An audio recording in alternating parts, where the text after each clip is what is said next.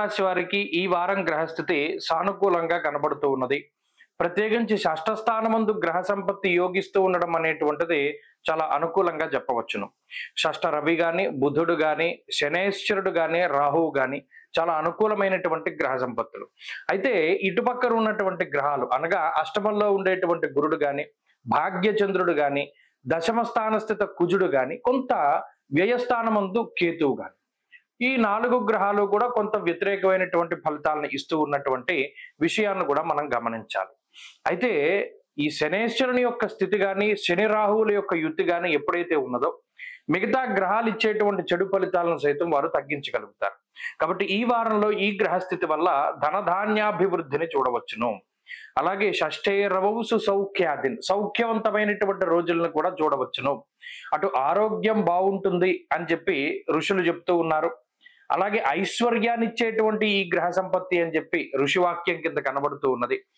మరి ఆరోగ్యము ఐశ్వర్యము ఉంటే మనిషికి అంతకు మించి కావాల్సింది ఏమీ లేదు. ఇక్కడ ప్రత్యేకించి మానసిక ప్రశాంతత అనేటువంటిది కూడా వీటి వల్లనే లభిస్తూ ఉన్నది. వారాంతంలో చంద్రుని యొక్క దశమ స్థాన స్థితి కూడా మానసికమైనటువంటి ఉల్లాసానికి కారణమవుతూ ఉన్నది.